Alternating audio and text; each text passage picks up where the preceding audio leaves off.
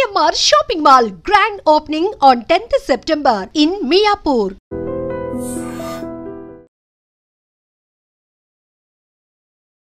రామచంద్ర మనందరికీ బాగా తెలుసు. ఆయన రీల్స్ చూస్తూ ఉన్నాం. ఆయనకి సడన్గా ఏమైందంటే బ్రెయిన్లో క్లాట్ అయ్యి మొత్తం పెరాలసిస్ లెఫ్ట్ సైడ్ వచ్చిందనమాట. కాలు మొత్తం ఆయన ఒక్కసారిగా కుప్పకూలేరు.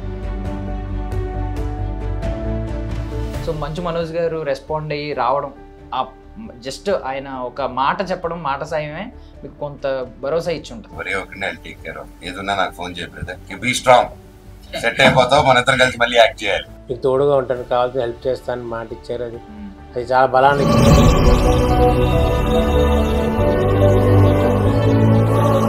మిగతా అందరు ఫోన్ చేసి అడిగేది కానీ ఎలా ఉన్నావు ఏంటి అడుగుతున్నారు, ఎంక్వైరీ వరకు చేస్తున్నారు అంతే. ఇప్పుడు ఈ మంచం ఏంటి ఇక్కడ ఎలా అడ్డంగా పెట్టారు? నేను కింద పడిపోకుండా పెట్టాడు, ఆల్రెడీ పడిపోయా కింద. నేను పడిపోతే ఈ మంచం అడ్డు పెట్టారంట. అవును, నాకు వినడానికే ఏదో బాధగా అనిపిస్తుంది. ఐ డ్రీమ్ మీడియా ప్రేక్షకులందరికీ స్వాగతం. సో మనందరం ఈ మధ్య రీల్స్లో చూస్తూ ఉన్నాం అనమాట. వెంకీ సినిమా కమీడియన్ రామచంద్ర మనందరికీ బాగా తెలుసు. ఆయన రీల్స్ చూస్తూ ఉన్నాం. ఆయనకి సడన్గా ఏమైందంటే బ్రెయిన్లో క్లాట్ అయ్యి మొత్తం పెరాలసిస్ లెఫ్ట్ సైడ్ వచ్చిందనమాట. కాలు మొత్తం ఆయన ఒక్కసారిగా కుప్పకూలేరు. మంచు మనోజ్ గారు వచ్చి చూశారు. ఒకసారి ఆయన్ని చూసి నేను హెల్ప్ చేస్తాను, ఫైనాన్షియల్లీ నేను ఉంటాను, సపోర్ట్ అని ఒక మాట అయితే చెప్పారు. అండ్ కొంతమంది అయితే కాల్స్ కూడా చేశారు, లైక్ రవితేజ గారి టీం నుంచి కానీ, కొంతమంది అనిల్ రావుపూడి గారు కానీ, ఇలా కొంతమంది అయితే కాల్స్ కూడా వచ్చినాయి. బట్ థింగ్ ఏంటంటే ఇంకా చాలామంది అయితే పాపం రెస్పాండ్ అవ్వలేదు. ఆయన ఫైనాన్షియల్ పొజిషన్ కూడా మీరు చూస్తున్నారు కదా, ఇదే ఇంట్లో ఆయన ఉండేదన్నమాట. ఒకసారి ఆయనతో వెళ్ళి మాట్లాడదాం.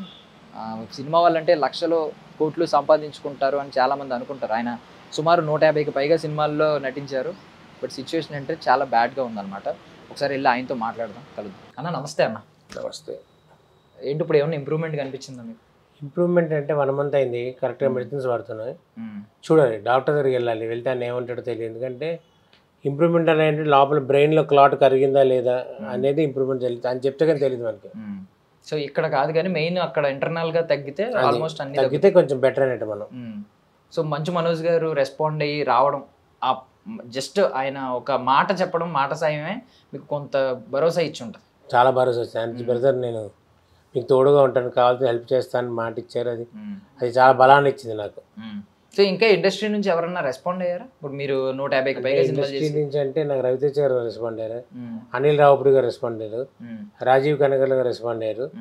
మిగతా అందరు ఫోన్ చేసి అడిగేది కానీ ఎలా ఉన్నావు ఏంటి అడుగుతున్నారు, ఎంక్వైరీ వరకు చేస్తున్నారు అంతే. దాని నుంచి ఫర్దర్గా ఒక అడుగు కూడా ముందుకు వెళ్ళి తీసాం. సో ఇప్పుడు ఏంటి, ఇప్పుడు బికాజ్ ఏంటంటే మీకు ఆల్మోస్ట్ ఇప్పుడు 1 నెల గడిచిపోయింది. ఆల్మోస్ట్ ఇంకొక 2 నెలల్లో ఖచ్చితంగా బెడ్ రెస్ట్ అవసరం ఉంటుంది. ఎంత రికవర్ అయిపోయినా కూడా ఇమీడియట్గా మీరైతే షూటింగ్స్కి వెళ్ళే సిచ్యువేషన్ అయితే ఉండదు. మరి ఏంటి ఫర్దర్గా ఎలా ఉండబోతుంది అనిపిస్తుంది? మళ్ళీ రికవర్ అయ్యేంత వరకు మనం ఏమీ చేయలేము. రికవర్ అయ్యేంత వరకు రెస్ట్ తీసుకొని ట్రీట్మెంట్ తీసుకోవడమే. రికవర్ అయిన తర్వాత మళ్ళీ ఫస్ట్ నుంచి లైఫ్ స్టార్ట్ చేయాలి అంతే. సినిమాలు మళ్ళీ వేటలో పడాలి. సో ఇప్పుడు రాజాసాబ్ చేశారు సెట్స్లో, ఎంత పాత్ర అనేది పక్కన పెడితే ఇప్పుడు ఆ టీంలో ఇప్పుడు ప్రభాస్ గారికి కనుక ఇన్ఫో వెళ్తే ఖచ్చితంగా ఆయన అయితే రెస్పాండ్ అవుతారు అనేది అందరికీ ఉన్న నమ్మకం. ఏమన్నా ప్రభాస్ గారి వరకు ఈ ఇన్ఫర్మేషన్ చేరిందా? వాళ్ళ నుంచి, ఆ టీం నుంచి ఎవరి నుంచి అన్న కాల్ వచ్చిందా? ఆ టీం అందరికీ తెలుసు కానీ ఆయన వరకు వెళ్ళిందా లేదా అనే విషయం మాత్రం తెలియదు. వెళ్ళుంటుందా వెళ్తుందా ఊహలో ఉన్నారు, వెళ్ళిందని అనుకుంటున్నాను అంతే. నాకు ఆయన దగ్గర నుంచి ఎటువంటి విధమైన రెస్పాన్స్ లేదు. అందరికీ తెలుసు, అక్కడ మొత్తం అందరికీ తెలుసు. అందరూ ఫోన్ చేసి మాట్లాడారు. ఇంకా ఫర్దర్గా ఎంతవరకు ముందుకెళ్ళిందో తెలియదు. అండ్ మీరు సెట్స్లో కూడా ప్రభాస్ గారు మీతో మాట్లాడారా? అప్పుడు ఏమన్నారు అప్పుడు మామూలుగా మీరు షూట్ చేస్తున్నప్పుడు? అది ఎర్లియర్ సినిమాల గురించి మాట్లాడారు 10 నిమిషాలు, అలా డిస్కస్ చేసుకున్నాం అంతే. దాని నుంచి సో ముఖ పరిచయం కూడా బాగానే ఉంది. సో ఖచ్చితంగా ఆయనకి తెలిస్తే అయితే మాత్రం ఖచ్చితంగా రెస్పాండ్ అవుతారు, అయ్యే అవకాశం ఉంటుంది. మరి చెప్పాలి కదా, చుట్టుపక్కల న్యూస్ వెళ్ళాలి కదా ఆయన వరకు. సో అది ఆయన వరకు వెళ్ళాలని మేము కూడా కోరుకుంటున్నాం. అండ్ చిరంజీవి గారితో కూడా మీరు సినిమాలు చేశారు. ఇప్పుడు ఇండస్ట్రీకి అన్నయ్య అంటే ఇంకా చిరంజీవి గారు పెద్ద దిక్కని అందరూ ఫీల్ అవుతూ ఉంటారు. చిరంజీవి గారి టీంకి ఏమన్నా చేరినట్టు అనిపిస్తుంది? ఏమన్నా లేదని చేరాలని కోరుకున్నాను. జేరి ఉంటుంది నా ఫీలింగ్. సో ఖచ్చితంగా జేరి ఉంటుంది కానీ ఆయన వరకు వెళ్ళేది తెలియదు నాకైతే. వాళ్ళ టీం నుంచి కానీ వాళ్ళ ఆఫీస్ నుంచి ఏ విధమైన ఒక్క ఏమంటారు ఇంటిమేషన్ కూడా లేదు, కాల్ లేదు, ఏం లేదు. అది సో మీ మాధ్యం ద్వారా వెళ్ళాలని కోరుకుంటున్నా చిరంజీవి గారి వరకు. ఖచ్చితంగా మేము కూడా ప్రయత్నిస్తామన్నా. అండ్ ఇంకొకటి ఏంటంటే మీరు మా అసోసియేషన్ మెంబర్ మీకు ఇన్సూరెన్స్ ఉంటుంది కాబట్టి కవర్ అవుతుంది. బట్ విష్ణు గారి నుంచి కానీ ఎవరైనా పెద్దల నుంచి విష్ణు గారు ఫారంలో ఉన్నారట, ఆయన సెక్రటరీ వరకు మ్యాటర్ వెళ్ళింది, ఆయన వరకు వెళ్ళి ఆయన వచ్చాక మాట్లాడుతా అన్నారని తెలిసింది నాకు ఇండియా వచ్చాక. సో ఈ లోపు ఎవరైనా వచ్చి మీకు ఏంటి ఫైనాన్షియల్గా ఏమన్నా అవసరం ఉందా, మేము చూసుకుంటాం, ఏంటి రిక్వైర్మెంట్ అని ఎవరైనా వచ్చారా వాళ్ళ టీం నుంచి? ఎక్కడో నెంబర్ ఒక కాల్ కూడా రాలేదు, ఒక కాల్ లేదు, ఏమీ లేదు. ఫైనాన్షియల్ సపోర్ట్ అయితే ఖచ్చితంగా కావాలి నెక్స్ట్ 3 months నాకు. నేను మళ్ళీ లేచి మామూలు మనిషి బయట తిరగడానికి ఫైనాన్షియల్ సపోర్ట్ అయితే కంపల్సరీ కావాలి. ఈ ట్రీట్మెంట్ హెవీ ట్రీట్మెంట్ ఖచ్చితంగా కావాలి. డాక్టర్లు మినిమం 3 months కావాలంటున్నారు. ఆ పని తెలియదు ఎన్ని రోజులు పడుతుందో. సో ఇప్పుడు చాలా ఛానల్స్ వచ్చి చేస్తూ ఉన్నాయి, నెంబర్స్ అవి డిస్ప్లే చేస్తూ ఉన్నాయి. ఎవరి నుంచి అయినా బయట కామన్ పీపుల్ నుంచి ఏమైనా వచ్చిందా? వస్తుంది కానీ ఏదో అంటే వాళ్ళకి తోచినంత వేస్తున్నారు కానీ లేకపోతే చెప్పుల ఫిగర్స్ కదా, నార్మల్ ఫిగర్స్లో పడుతుంది. సరే అది ఏదో ఒకటి something is better than nothing అన్నట్టు. ఓకే అంటే అది అంటే ఇప్పుడు ఎవరైనా డిస్టర్బ్ చేస్తున్నారా కామన్ పీపుల్ నెంబర్ డిస్ప్లే చేయడం వల్ల? డిస్ప్లే చేయగానే వాట్సాప్ కాల్ చేసి వీడియో కాల్ చేసి ఒకసారి మేము చూస్తాం, మీరే కదా కన్ఫర్మేషన్కి ఫోన్ చేస్తున్నాం, మీరైతే ఎలా, మీరే కదా ఒకసారి మీ మోహన్ చూపించండి, ఏమైందండి అని చెప్పి ఏమైందని చెప్పేసరికి ఎవరికి వాడు ఏమంటారు హితబోధ చేస్తున్నారు, ఎక్కడికి వెళ్ళాలి, ట్రీట్మెంట్కి ఏం చేయించుకోవాలని. అంటే డిస్టర్బెన్స్ కాదుగా, వాళ్ళ తాపత్రయం మంచి జరుగుతుందని. కొన్నిసార్లు అది కొంచెం ఇరిటేషన్గా అనిపిస్తుంది ఒక లెవెల్ తర్వాత. అంటే వాళ్ళ దృష్టిలో వాళ్ళు ఒకటే కాల్ చేస్తున్నారు కానీ ఎన్ని కాల్స్ వస్తాయో మీ పొజిషన్, మీరు మాట్లాడే పొజిషన్లో కూడా మనం వాళ్ళు విసుకునే పొజిషన్లో లేవు. సరే సరే అండమే. సో దయచేసి ఎవరైనా ఒకవేళ ఆయన నెంబర్ డిస్ప్లే అవుతుంది కదా అని చెప్పి ఫోన్ చేసి కొంచెం ఇబ్బంది పెట్టకండి. మీరు తోచినంత సహాయం చేయాలని మేము కూడా కోరుకుంటున్నాం. ప్లీజ్ దయచేసి ఇది ఒకటి అర్థం చేసుకోండి. అండ్ ఇండస్ట్రీ నుంచి ఎంతమంది మీరు ఇన్ని సినిమాలు చేసి మీకు సపోర్ట్ రావట్లేదంటే మాకు ఆశ్చర్యంగా ఉంది. ఎంతమంది నాకు తెలిసి ఇప్పటికీ ఎంతోమంది వచ్చి చూడాలి, అట్లీస్ట్ ఆ ఫోన్ కాలో వీడియో కాలో చేసి ఏంటి పరిస్థితి ఎలా ఉంది. నాకు కూడా ఆశ్చర్యంగా ఉంది ఎందుకు ఇలా జరిగిందని. అంత అన్వాంటెడ్ అయిపోయినా నేను అని ఫీలింగ్ వచ్చింది నాకు. అంటే అంత అవసరం లేదని ఎవరికి అని వచ్చిన ఫీలింగ్ నాకు క్రియేట్ అయింది. బట్ ఏం చేస్తాం, మీకు ఉన్న ఐ మీన్ ఈ పొజిషన్లో మీకు ఎవరన్నా ఆశాభావం కలిగించాలి, మీకు కొంచెం హోప్ ఇవ్వాలి, కానీ ఇలా నిరాశలోకి మిమ్మల్ని తోయకూడదు. అవును అవును, యాక్చువల్లీ హోప్ రోజుకి నా చచ్చిపోతుందంటే ఇప్పుడు వచ్చే నెల పైన ట్రీట్మెంట్కి నాకు అమౌంట్ కావాలి, ఫైనాన్స్ సపోర్ట్ కావాలి. అది ఎలా తయారు చేసుకోవాలో అర్థం కావట్లేదు నాకు. సో దాంతో ఏంటంటే ఉన్న హోప్ కాస్త తగ్గిపోతుంది రోజు రోజుకి. చూడాలి అది ఎలా అనేది అర్థం కావట్లేదు, ఎలా అరేంజ్ చేయాలో తెలియట్లేదు ఆ టైంకి. ఇంకా కొత్త టెస్ట్ ఏమైనా రాస్తే డాక్టర్ ఏం చేయించుకోవాలో కూడా తెలియట్లేదు, ఎలా చేయించాలో కూడా. సో మిమ్మల్ని ఎవరు చూసుకుంటున్నారన్న మొత్తం? ఇప్పుడు మా తమ్ముడు. మొత్తం మీ తమ్ముడే, ఇంకా వేరే వాళ్ళు? వేరే మా తమ్ముడే. ఇప్పుడు ఈ మంచం ఏంటి ఇక్కడ ఎలా అడ్డంగా పెట్టారు? నేను కింద పడిపోకుండా పెట్టాడు, ఆల్రెడీ పడిపోయా కింద నేను. అయ్యో, అంటే ఫస్ట్ డిశ్చార్జ్ వచ్చిన తర్వాత 4 రోజు 5 రోజు దొల్లిపోయాను కిందకి రాత్రి. అందుకని వాడు ఏంటంటే సిలిండర్ మంచం అడ్డుగా పెట్టాడు కింద పడిపోకుండా. బా, ఇప్పుడు చూసే వాళ్ళు ఏమనుకుంటారంటే సినిమా వాళ్ళు రంగుల ప్రపంచం, హ్యాపీగా ఉంటారు, డబ్బులు సంపాదించి కార్లలో తిరుగుతారు, లగ్జరియస్ లైఫ్లు ఉంటాయని అనుకుంటారు. సో ఇలా పొజిషన్ వచ్చినప్పుడు కనీసం అట్లీస్ట్ చేయూతను ఇవ్వట్లేని పొజిషన్లో మనం ఉన్నాం అనేది కూడా ఆడియన్స్కి తెలియాలి. ఇప్పుడు వాళ్ళ నుంచి కూడా అట్లీస్ట్ ఎంతో కొంతమంది రెస్పాండ్ అయితే బాగుంటుంది నా ఒపీనియన్ అయితే. మీరు ఆడియన్స్ నుంచి ఎంతో కొంత వచ్చినా మీరు మేము అడిగినా ఒకవేళ హెల్ప్ చేయండి అని అడిగినా మీరేం ఫీల్ అవ్వట్లేదు కదా దాన్ని? ఎవడున్నాడు సార్ చేసేవాడు ఇప్పుడు ఈ మధ్యకాలంలో? ఇచ్చినవాడు గొప్పవాడు, దేవుడితో సమానం.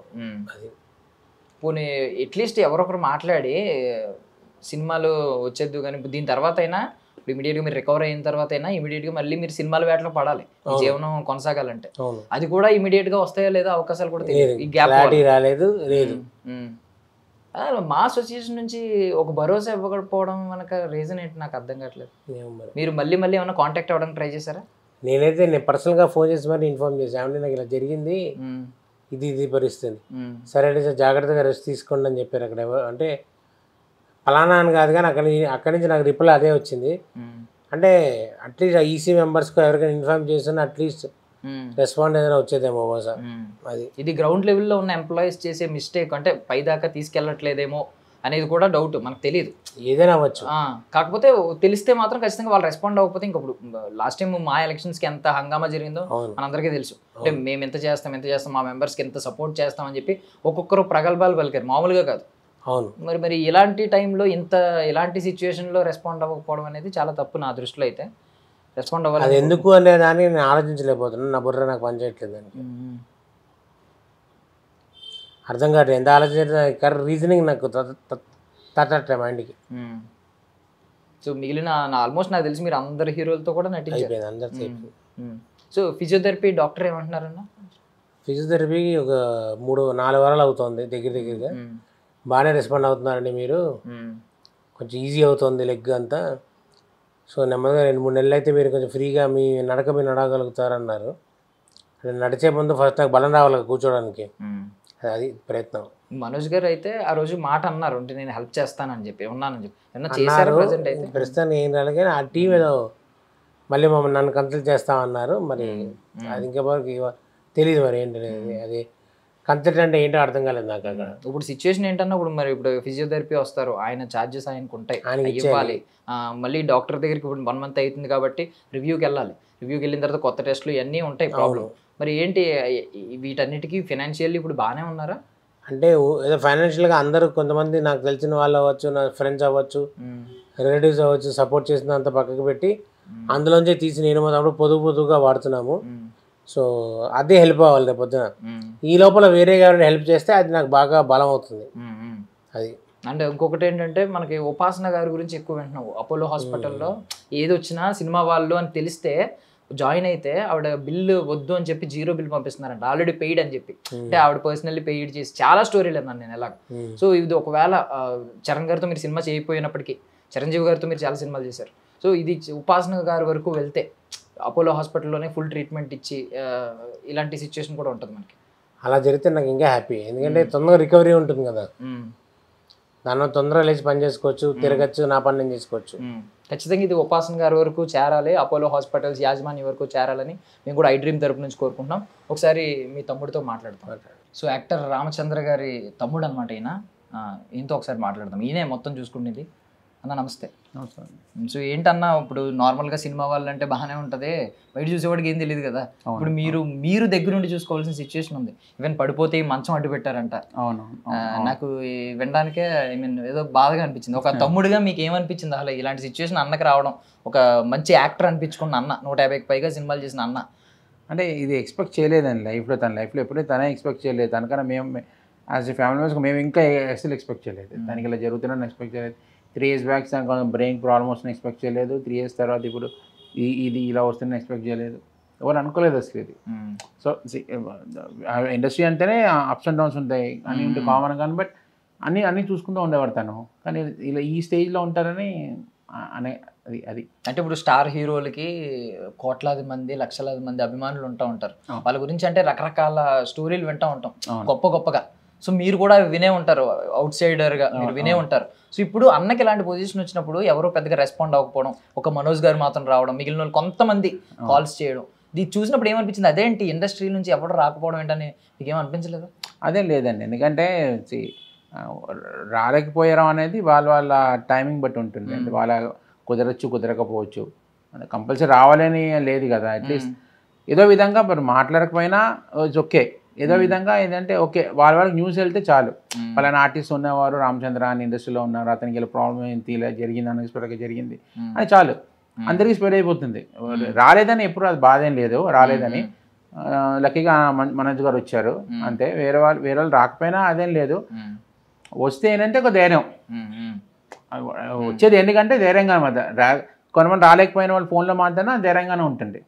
అది చాలా అంతే. కొంత మేజర్ అదేం లేదు, బాధ అనేది ఏం లేదు, బట్ సపోర్ట్ జరిగితే చాలు. ప్రస్తుతానికి తను మళ్ళీ నార్మల్గా వచ్చి మళ్ళీ బ్యాక్ టు ఫామ్కి వెళ్ళే వరకు సపోర్ట్ ఉంటే చాలు. సపోర్ట్ దొరికితే చాలు. వాళ్ళ పాపం బిజీ షెడ్యూల్లో రాలేకపోయినా ఎగ్జాక్ట్లీ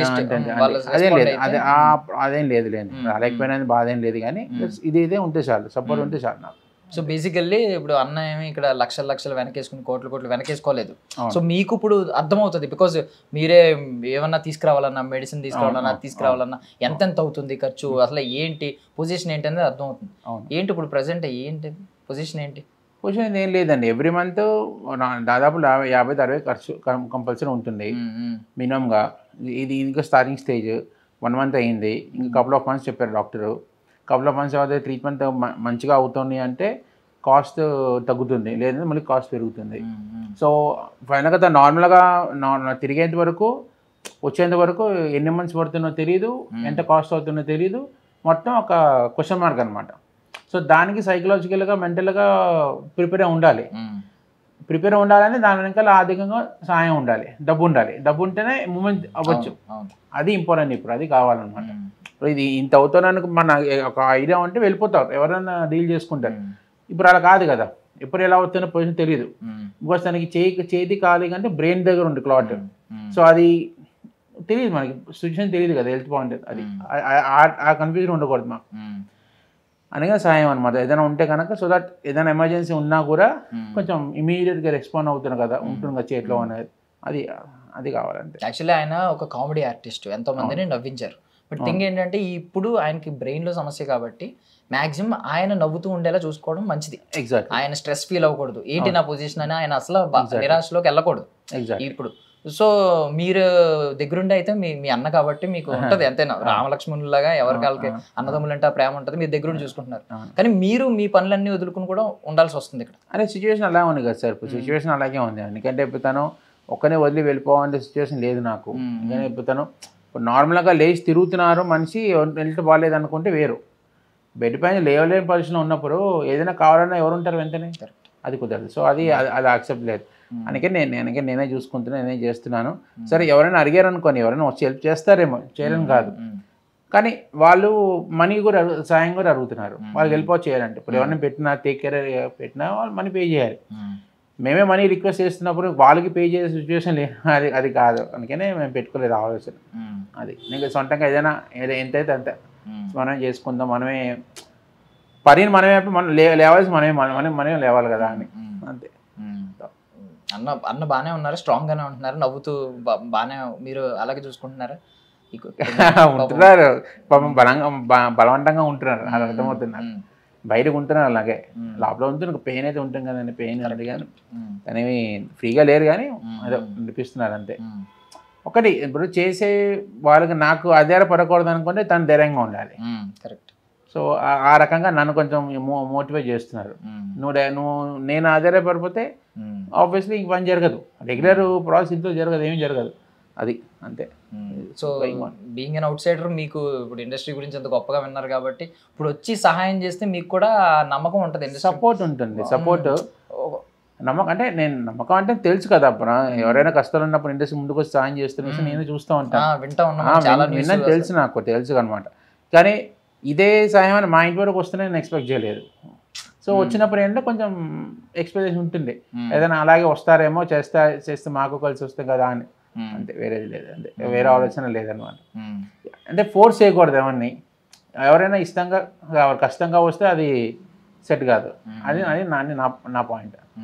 బట్ ఎనీవే మేము మా తరపు నుంచి కూడా మేము ప్రయత్నిస్తామన్నా, ఖచ్చితంగా మేము విష్ చేస్తున్నాం. ఖచ్చితంగా ఇది ఈ వీడియో మేమనే కాదు, ఏ ఛానల్ వచ్చి చేసినా కూడా ఆ వీడియో ఖచ్చితంగా ప్రతి ఒక్కరికి రీచ్ అవ్వాలి. ఆయన ఎవరెవరితో సినిమాలు చేశారో అందరూ రీచ్ అయ్యి ఇండస్ట్రీ నుంచి ప్రతి ఒక్కరు రెస్పాండ్ అయ్యి, లైక్ ఉపాసన గారి గురించి ఎన్నో కథలు విన్నాం కదా, చరణ్ గారు, ఉపాసన గారు తెలియకుండా ఎన్నో చేస్తారని చెప్పి అపోలోలో చాలా మంది చెప్పారు. తర్వాత అంటే జాయిన్ అయిన తర్వాత లక్షల బిల్ అవుతుంది అనుకున్నప్పుడు బిల్ ఆల్రెడీ పెయిడ్ అని వచ్చేదంట రిసిప్ట్ వాళ్ళ దగ్గరికి.